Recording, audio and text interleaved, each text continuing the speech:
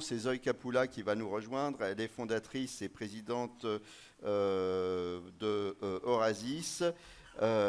Avec vous, Zoe, on a parlé de l'œil, on a vu comment ça fonctionnait, on a vu la relation entre œil et cerveau. Il y a une chose dont on n'a pas parlé et dont on va parler maintenant, qui est très importante, c'est la motricité de l'œil, motricité oculaire et ses impacts. C'est parti pour un quart d'heure, mais un quart d'heure short.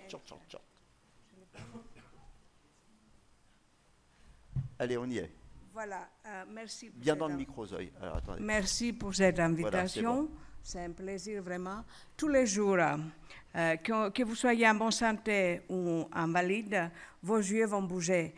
Vous faites tous les jours plus que peut-être 150 000 mouvements oculaires, et même pendant votre sommeil. Ces mouvements oculaires sont magnifiques, sont des saccades gauche-droite, sont l'émergence pour converger, diverger, voire près, loin, les réflexes, quand vous bougez la tête, les yeux bougent, et la fixation, qui en fait, ce n'est pas une immobilité, parce que pendant la fixation, l'œil continue à bouger, et on sait depuis les années 70 que si on immobilise complètement l'œil pendant la fixation, on devient aveugle. Donc, la motricité oculaire est la base de la vision. Et cette motricité oculaire, elle est évidemment très connectée avec l'attention et les processus cognitifs, avec le cerveau à part entière. Elle se fait avec ces muscles extraoculaires. Il n'y a que 6 muscles extraoculaires dans chaque œil, protégés dans l'orbite, et ils sont très robustes tout au long de la vie. Et la base neurale de la motricité oculaire, elle est bien connue, et c'est pour ça qu'il faut s'en servir. Autre chose, la motricité oculaire, elle est très importante, pas seulement pour la vision, mais pour le corps à part entière. Chaque mouvement oculaire que vous faites, même quand la tête est stabilisée, la commande que le cerveau envoie aux muscles des yeux pour bouger, elle est propagée à la nuque, et par là, ça contrôle le corps à part entière. Donc, on contrôle le corps avec les yeux, les mouvements des yeux. Donc, il y a 4 dimensions fondamentales de la motricité oculaire: la vision, l'attention, la cognition, et puis contrôler le corps et tout geste moteur, et enfin la communication. Quand on a une atteinte neurologique, les mouvements oculaires vont être affectés. Quand on a un dysfonctionnement, les mouvements oculaires vont être affectés. Mais la bonne nouvelle, c'est que la motricité oculaire est la chose physiologique la plus neuroplastique que nous avons dans notre cerveau. C'est-à-dire, elle est capable de se régénérer et de fonctionner correctement. Et pour aller plus loin dans cette neuroplasticité physiologique naturelle, les chercheurs ont inventé des protocoles pour stimuler la neuroplasticité oculomotrice et améliorer encore plus de choses. Alors, il faut prendre soin de la motricité oculaire, pas seulement en ophtalmologie, mais aussi en neurologie. Et aujourd'hui, il faut qu'on passe vraiment à une ophtalmologie dynamique, incluant la motricité oculaire. Et il faut que cette mesure et examen du mouvement oculaire soit factuel, pas seulement en regardant l'œil nu, parce qu'à l'œil nu, on ne peut pas saisir les anormalités du mouvement oculaire parce qu'ils sont tellement rapides. Donc aujourd'hui, il faut se procurer des moyens d'enregistrement et d'analyse neurologique des mouvements oculaires. Et il y a toute une neurotechnologie des mouvements oculaires dans les marchés qui apporte ces possibilités aujourd'hui, dont la nôtre. Et je vais maintenant vous laisser voir un petit film. Voilà, donc c'est une technologie toute simple qui permet de tester les différents mouvements oculaires en 3 dimensions. Il y a des diodes qui s'allument sur une grande tablette pour avoir des cibles aussi bien près, loin et plus loin encore, à droite, à gauche, loin, près, en haut, en bas. Et voilà. Et donc, en même temps, on porte des lunettes que vous verrez tout à l'heure dans la salle, avec des petits capteurs de caméra qui nous permettent de capter les mouvements et de faire des analyses. Donc, elle peut aller très haut, elle peut aller très bas. Les patients peuvent être testés en position assise ou en position debout. On peut la verticaliser, ce qu'on fait pour les personnes handicapées. Zoe, parlez bien dans le micro. Et voyez, vous pouvez voir votre présentation là dans le miroir. D'accord. Vous la voyez en grand. OK. voilà. Non, mais vous retournez pas le public, vous la regardez là. Vous m'entendez? Voilà. Il m'entend Mais pas? nous, on a un rétroviseur, on peut voir là. Alors, vous voyez là les lunettes qui captent le mouvement oculaire. Et en haut, à la tête, on met aussi un accéléromètre pour capter aussi comment la tête est stabilisée. Alors, les fonctionnalités de cette technologie sont multiples. Et donc, ça concerne, alors je vais me mettre les gens qui ont des vertiges, les enfants qui ont des troubles des apprentissages, les atteintes neurologiques. Il y a vraiment les vertiges, et j'en parlerai un peu, parce que vraiment dans toutes ces pathologies et dysfonctionnements, il y a un trouble oculomoteur et on peut réhabiliter le cerveau via la réhabilitation de la motricité oculaire. Voilà, donc c'est une technologie qui est basée sur mes 30 années de recherche au CNRS, qui est brevetée et qu'on apporte maintenant au marché depuis mai 2021. Ça a été mis au marché pour les cliniciens et ça a été adopté par les neuro-ophtalmologues, des neurologues et des orthoptistes libéraux. Alors, les choses les plus urgentes pour lesquelles il faut apporter vraiment cette solution, il y a les deux populations fragiles, d'un côté les enfants et de l'autre côté les personnes qui sont atteintes d'AVC. Et on en a 27 millions des enfants dans le monde qui sont concernés par les échecs scolaires. Et de l'autre côté, on a 17 millions de personnes qui sont dans le monde entier qui sont touchées tous les ans par une AVC. Souvent, c'est des gens qui sont encore actifs. Et on sait que tous ces patients qui sont touchés par une AVC vont avoir des troubles oculomoteurs et ils ne sont pas du tout pris en compte actuellement. Et c'est vraiment une urgence de faire quelque chose. Désolée pour mes diapos sont en anglais. Je vous vais présenter le cas d'Henri, donc un chef d'entreprise, 50 ans, qui a été touché par une AVC assez complexe, traité par craniectomie, il avait épilepsie, il a fait des années de rééducation à l'hôpital et à l'extérieur et il a pas mal récupéré. Il y a un an, on lui envoie, les médecins l'envoient chez une orthoptiste spécialisée pour faire la rééducation du regard. Et ces orthoptistes font des entraînements avec la recherche visuelle où il faut aller cocher des lettres à droite, à gauche sur papier. Après une année d'entraînement, l'orthoptiste dit « Ok, mon patient est presque guéri » parce que quand il lui fait un test de barrage de cloches, qu'on dit, le patient voit toutes les cloches, gauche-droite, elle dit que c'est bon. Ce sont vraiment des pathologies qu'on appelle l'héminégligence, qui des fois consistent, quand ils sont au stade aigu, d'avoir son assiette et ne manger que la moitié droite parce que l'autre partie elle n'est pas vue par le cerveau, même si l'organe visuel et optique il est parfait. Alors, donc pour revenir à Henri, selon la prise en charge classique, il était guéri.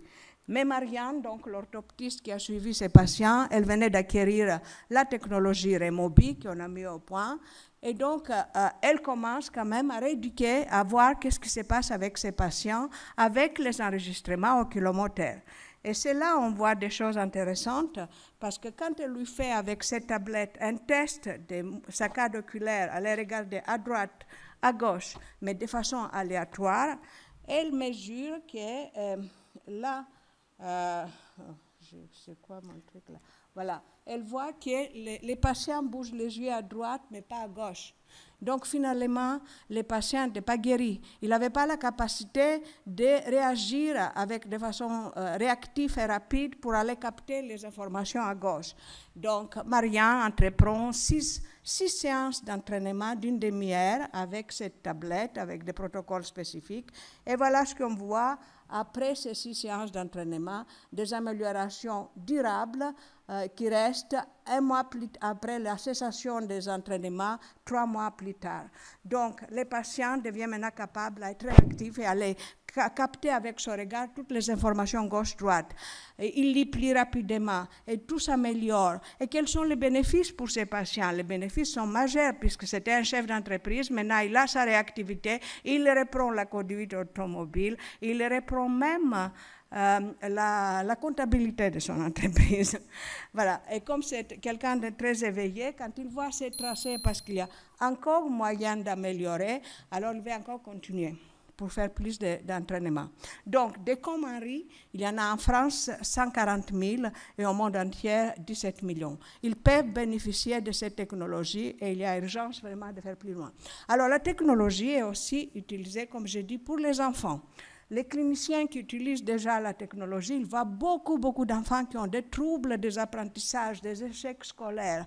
Et ils viennent de présenter, parce qu'ils ont maintenant une grande base de données, ils viennent de présenter au congrès de neurohabilitation à Lyon, au Havre cette année, un résultat remarquable qui montre que les enfants de 9 ans qui vont chez eux à cause des troubles scolaires, quand on leur fait les tests de saccade gauche-droite, il y en a à peu près 10 à 20% de se comporter comme Henri, c'est-à-dire ils regardent d'un côté, ils ne réagissent pas de l'autre côté, comme s'ils avaient une négligence alors qu'ils n'ont pas de lésions dans le cerveau. Et ça, c'est un trouble développemental, c'est une négligence développementale qui est liée sans doute aux usages des écrans où l'enfant polarise à un côté, il perd sa capacité à être flexible et attentif dans tout son espace. Et c'est pour ça qu'actuellement, dans le département des Yvelines, nous avons lancé une opération préventive pour prévenir détecter tous ces problèmes avec ces technologies et mettre en place 4 séances d'entraînement pour élargir la flexibilité visuelle, visuomotrice et cognitive de ces enfants. Et ils sont plus que 30% à avoir besoin de ça. Et nous serons ravis d'élargir cette action préventive au plus large possible au-delà des Yvelines. Voilà, donc le temps court vraiment très vite. Hein. Alors, nous agissons aussi dans l'handicap parce que les problèmes oculomoteurs sont massifs. Et là, actuellement, nous sommes sollicités que par les associations des parents et on travaille chez les enfants qui ont autisme, cécité cérécorticale, spasticité. La redynamisation de l'oculomotricité, ça peut apporter à tous ces mondes-là et je n'aurai pas le temps de vous montrer, même à l'autisme, mais je serai là tout à l'heure. Et vous pouvez, la cécité corticale, où l'enfant ne voit pas les diodes qui s'allument sur la tablette, mais ses yeux les suivent. On montre un tableau de peinture, l'enfant ne voit pas, mais ses yeux font un mouvement qui résonne avec l'esthétique du tableau. C'est ce qu'on appelle la vision aveugle. Et quand on capte les mouvements oculaires, on a une trace factuelle pour objectiver vraiment cette vision aveugle. Je passe à ça pour donner juste une minute sur la surdité et les mouvements oculaires, puisque ça concerne les deux les choses. C'est le travail de thèse que mon dernier doctorant, un audioprothésiste, a fait chez 70 personnes en bonne santé comme vous, et il a fait à la fois les tests auditifs et les tests oculomoteurs avec la technologie. Évidemment, 50% des personnes au-delà de 50 ans, on a une surdité relative, légère, mais on a une surdité.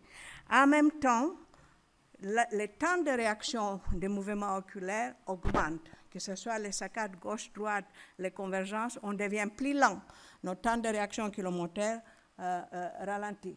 Alors, la chose la plus importante de sa thèse, c'est qu'il y a une corrélation entre les temps de réaction oculomoteur, c'est-à-dire plus on est lent à réagir au niveau du mouvement oculaire, plus votre capacité de compréhension de l'audition vocale dans le silence est mauvaise. Donc, les deux sont ensemble. Plus lentement vous réagissez au niveau oculomoteur, moins bien vous entendez au niveau acoustique. Donc, ça veut dire qu'il y a des mécanismes attentionnels communs. Et on utilise même l'intelligence artificielle pour montrer que si on connaît l'âge d'une personne et son temps de réaction oculomoteur, on peut prédire comment il entend au niveau compréhension vocale dans le silence. Il y a des choses à faire, peut-être qu'on peut entraîner les mouvements oculaires pour mieux entendre. Et s'il y a des audioprothésistes, il faut qu'on en parle parce qu'il y a des choses à faire. Alors, 50 secondes, l'équilibre, les vestibules, les vertiges. Hein? On est déjà en retard. On est déjà là. Je m'arrête alors. Allez-y, allez-y. Voilà, c'est aussi important. Les ORL oublient que le cerveau, on a 2 yeux. Et quand on stabilise, quand la tête tourne et les réflexes stabilisent, il faut que les 2 yeux soient bien équilibrés. Et la stabilisation se fasse de la même façon pour les 2 yeux. Sinon, on devient... on a des troubles d'instabilité visuelle qui peuvent entretenir les vertiges. Donc, je ne vais pas aller dans les détails, mais on a aussi des applications pour cette chose qui permettent de mieux capturer comment les réflexes, les oreilles et les yeux fonctionnent, les réflexes vestibuloculaires et la fonction binoculaire pour assurer une bonne stabilisation visuelle pendant qu'on bouge. Donc, pour conclure, j'espère vous avoir convaincu que la motricité binoculaire est capitale et que cette technologie, elle a quitté maintenant les laboratoires, elle est au service de tous les cliniciens. On a conquéri les orthoptistes et les neuro-ophtalmologues, il faut aller plus loin. Et donc, parce que c'est important, parce que nous sommes tous des êtres sensorimoteurs, multisensorimoteurs, et donc, stimuler cette neuroplasticité oculomotrice le mieux possible, c'est vraiment retour à la physiologie et on a un vivier de neuroplasticité qu'il faut utiliser maxi possible pour notre santé neurovisuelle, cognitive et notre équilibre. Voilà, on applaudit Zoï qui est passionnée et passionnante. Et alors, attention en descendant Zoï, on peut vous retrouver dans l'espace exposition pour continuer la conversation avec vous, pour découvrir cette technologie.